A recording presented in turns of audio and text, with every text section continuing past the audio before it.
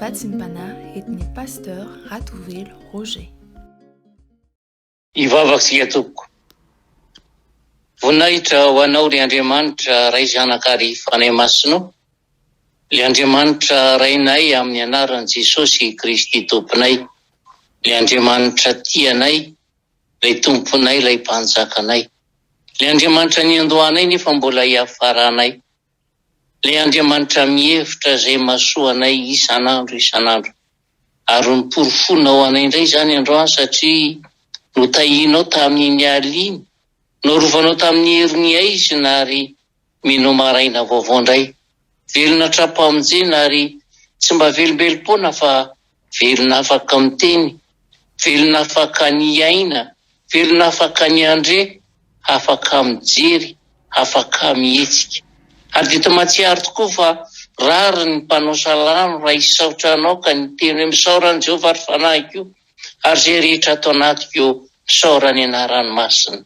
Indraminay koa zany isaoranao Jesosy, ary ametrahanay ny fiainana iray manontolo eo ampelantananao. Mankasitraka satria voahiratra ny masonay, dia ndreto ny vahoakanao miompanahy, andre ny vatsy izay omenao anay indray. Fampahirezana, fampatsahivana anay indray, ny tokony ataonay mba hitondra fifaliana ho anao amin'izao andro mpahavelomanay izao.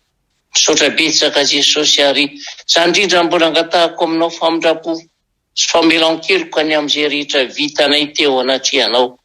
Fa raha jerevanay tokoa ny raha tsy vitanay na izahay ary na rikoriko, ary za no angatanay famindrapo aminao, indrindra fa ianao le Andriamanitra masina sady marina, fona re, mivalo aminao zay rehetra vita teo anatrehanao ka tsy tanterakay ho voninahitra ny anaranao. Mangataka famindrapo, anio ary raha hiteny aminay ianao dia hamasiny ny teny, hamasiny ny mpanomponao hitondrany hafatra, hamasiny ny vahoakanao zay andre ny vatsinao androany, azahoany manatanteraka hatrany ny sitraponao. Dia amin'ny anaranao feno Jesosy velona avy any Nazareta no ametrahanay feno an'izany vavaka izany. Aleluia, amen. Dia ampitombona amintsika mandrakariva ny riavana ny fahasoavana fomba ampiadanana avy amin'Andriamanitra ray, ary dia mbola faly manonona hatrany ny fidera fahasoavana ho amin'ny satokantrano izao marain'izao. Ny bokin'ny Joba 3:7-10 ka hatramin'ny 7:10 no andeha angalantsika vatsy indray izao marain'izao. Joba 3:7-10 ka hatramin'ny 7:10. Hoy ny fivakin'ny teny amin'ny anaran'i Jesosy hoe, kanefa misy fanao iray itenenan'Andriamanitra. Eny, fanao roa aza, nefa tsy tandreman'ny olona izany, dia nofy ny tsindrimandry amin'ny alina. Raha sondritory ny olona ka renoka eo am-pandriana, dia manokatra ny sofin'ny olona izy ka manisy tombo-kase ny fananarana azy, mba hampiala ny olona amin'ny fanaony sy hampifady azy ny firehirehana. Miaro ny fanahiny tsy ho any andavaka izy, ary ny ainy mba ho tsy ho voan'ny fiadiana. Anarina amin'ny fanaintainany eo am-pandriana koa izy, sy amin'ny fikotrakotrany taolany lalandava. Amen. Olay mpanoratra rosiana iray izay hoe ny elo izy dia toerana tsy tenenan'Andriamanitra intsony. Ndray andro any tokoa mantsy dia angina tanteraka Andriamanitra rehefa avy niteny tamin'ny alalan'ny mpaminaniny ary tamin'ny natongavany zanany olona. Niteny izy mba hampiala ny olona amin'ny toetra ratsiny. Fa ankehitriny dia mbola miteny amin'ny feo avo izy, amin'ireny sariny azo fijaliana eny rehetra eny, izay mampatsiaro ny fanatim-panavotana nataony zanany, ary tsy andaniny ihany koa amin'ny alalan'ny Baiboly, ny teny izay efa miparitaka maneran-tany, ary asehony amin'ny alalan'ny fijoroana vavolombelona marobe tsy tambo isaina, izay nataon'ireo rehetra efa nandray an Jesosy ho mpamonjy.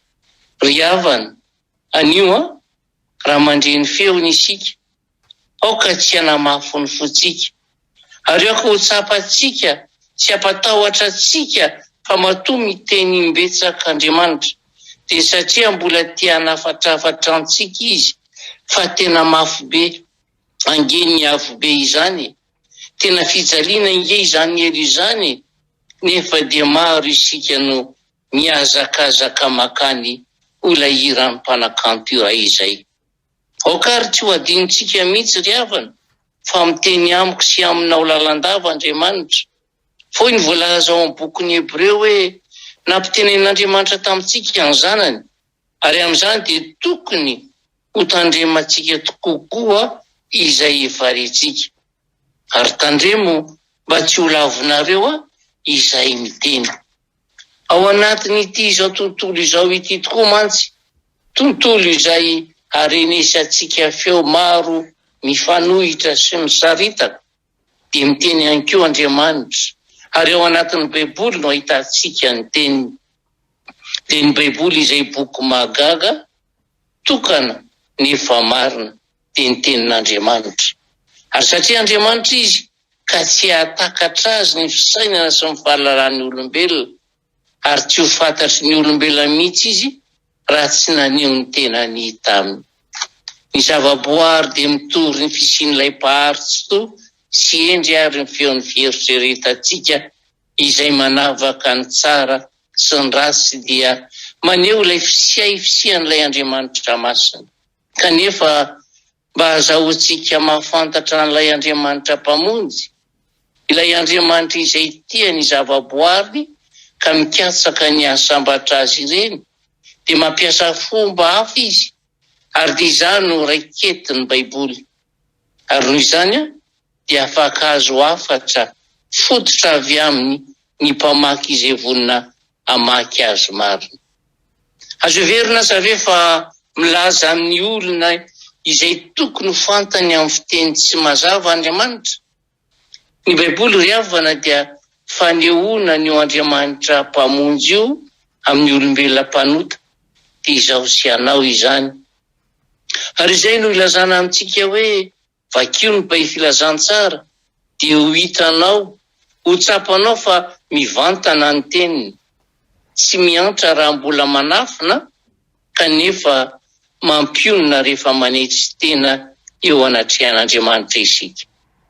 Ny Baiboly tokoa no boky tranainy indrindra, kanefa mbola manan-kery amin'izao fotoana izao. Miteny ao Andriamanitra ary maneho ny tenany amin'ny fomba tsotra sy manokana. Ao no ahalalana ny anjara izay mandatsy hibebaka, nefa ao ihany koa ny fanambarana, ny famonjena pahasambarana ho an'izay rehetra mino. I Jesosy Kristy no votoatin'io boky io, ary Andriamanitra no mpanoratra azy. Ny Baiboly no fahamarinana ary marina avokoa ny ambarany. Manambara ny amin'ny fiainana mandrakizay izy ary mampisafidy ny olona. Manokatra ny varavarana izy mba analany ny sarona mandrakotra ny hoavin'ny olona sy izao tontolo izao. Manan-kery ampionona sy ampahery ary amonjy izy. Ary izy no sakafom-panahy ilain'ny olona sy sahaza azy. Ary izy no fahazavana manazava ny lalanao, afaka manova ny fiainanao ihany koa izy. Ary izany ry havana no ilazana amintsika hoe vakio ombambavaka reny Baiboly, fa miteny aminao amin'ny alalany Andriamanitra. Foi mantsy ny voasoratra ao amin'ny Jaona 2:20 hoe mba hinonareo fa Jesosy no zanak'Andriamanitra, ary mba hananareo fiainana amin'ny anarany raha mino ianareo. Tsarovy ary, fa raha mandatsy hanaiky azy ho mpamonjy isika, dia hita azy ho mpitsara lehibe alohan'ny hanarinantsika any amin'ny afobe. Amin'izao andro pahasoavana izao ary, dia mbola miteny amintsika tsirairay avy Andriamanitra hoe miverena, mibeba, ary ao ka hoe mitsika ny feony, ka ho raisitsika sy inotsika ny filazantsara, ary ao ka tsy andry azy angina isika, vao andeha hamaly azy, hamaly ny antsony. Hoy tokoa mantsy ny faratenin'ilay mpanoratra rosiana hoe fadiran'ovana ny olona hozy izy satria tsy fantany fa mety ho sambatra izy. Ry havana, marina loatra izany teniny izany. Eo anilanao ary azonao raisina tsara an'io ny fahasambarana dia Jesosy Kristy Tompo. Ary vakio ka katoavy ny teniny. Mety efa mamaky baiboly ianao fa vakinao tahaka ny boky tantara sy soratra ve izy io? Vakinao ve izy satria tsy azo ambara ho kristiana izay tsy mamaky azy? Sa ve vakinao ambavaka mba halalanao ny sitrapon'ilay mpanoratra azy ary vakinao izy satria izy no maneho ny sitrapon'Andriamanitra ary nampafantatra ny tenany tao amin'ny Kristy Jesosy? Ary vakinao ve izy satria te-hakato ny sitrapon'Andriamanitra ianao? Ary dia resy lahatra ny amin'izany ary ve ianao hoe fa hoy ny mpitoroteny ao mpamarana amin'ny boky nosoratany hoe ary rehefa re izany rehetra izany dia izao no farany teny. Andriamanitra no atahory ary ny didiny no tandremo fa izany no tokony ataon'ny olona rehetra, fa ny atao rehetra dia hoentin'Andriamanitra amin'ny fitsarana ny zava-miafina rehetra na soa na ratsy. Amen. Ivavaksika tompoko. Dia raha Lazara voninahitra no atolotra ianao Jesosy malalo, mankasitraka indray ny amin'ny fampatehivana anay, fa misy toro-dalana tokoa atolotra ao anay maimaim-poana izay misy eo am-pelantananay, misy isa tokantrano ary misy ary any araky ny isan'ny olona ao amin'ny tokantrano anankiray no misy an'izay toro-dalana izay. Mazana tokoa manko izy io dia izay tianay ho vakinay ihany no vakinay, izay mahafinaritra anay ihany no vakinay, fa raha mba mananatra anay hiala amin'ny ratsy ianao amin'ny alalan'io toro-dalana nomenao anay io dia avadika izany. Anio ianao no mampatsiahy fa ao anatin'io no tena hitanay anao le Andriamanitra mahefa ny zavatra rehetra. Ao anatin'io ihany misy famonjena azonay anterana raha manaiky sy makato ny sitraponao, satria ao ianao miteny hoe fa toy izao ny tiavan'Andriamanitra izao ny tontolo izao, tena nome izany zanan'ilay tokana fa tsy ho very izay rehetra mino azy. Ka mampatsiahy anay izany Jesosy fa amin'izao fiandohan'ny herinandro izao mila mino anao izay ka azo famonjena amin'ny androm-piainanay. Mankasitraka Jesosy makatelina ary dia manolotra ny tontolo androm-piainanay tsirairay aby. Izay rehetra mandalo olana, izay rehetra mandalo aretina, izay rehetra mandalo fahasairanana, anio raha manaiky hakato ny toro-dalana ao anatin'ny baiboly izay nosoratanao dia ahita famonjena. Manaiky handray anao ho tompo sy mpamonjy dia tena higioka an'izany famonjena izany tokoa. Fa na inona ataonay androany dia marinao aminay Jesosy ny teninao hoe ho tahiko ianao raha mivoaka ary ho tahiko ianao raha miditra. Dia mankasitraka Jesosy apetraka eo am-pelantananao izay rehetra ampakasainy tsirairay atao anio, nefa matoky eo Jesosy fa raha mbola misy mbola manonona mivava ny ankehitriny ka hiteny hoe ho anao Jesosy, anompo anao anaiky anao amaky ny teninao ary hakato ny sitrakao dia ho anisan'ny voasoratra ao am-boky ny fiainanay tsirairay aby izahay. Ko dia marino aminay foana re hitsotra masina izay tononona amin'ny anaranao masina mba ho lavorary amin'ny tsirairay afaka hitenenanao fa fahasoavan'Andriamanitra ray. Ilay tenenany amintsika isan'andro isan'andro ampoanao ny fahasoavana. Ny fitiavan'i Jesosy Kristy Tompo ilay namozany ainy teo amin'ny hazo fijaliana ka natoy izao anao indray. Nandratsara anao ny tontolo androany indray ary ny firaisana amin'ny fanahy masina izay mampiray atsika amin'ilay Andriamanitra ray, mampiray atsika samy kristianina ho amintsika rehetra ny teny hoe tsy efa nandidy anao ba mandehana amin'izao herina izao fa zaho ombanao mandrakizay. Atolotra ianao dia raisy ny anjara voninahitra Jesosy. Anao izany hatramin'ny voalohany tianao mandrakizay mandrakizay. Mankasitraka tompoko malalo. Aleloia. Amen.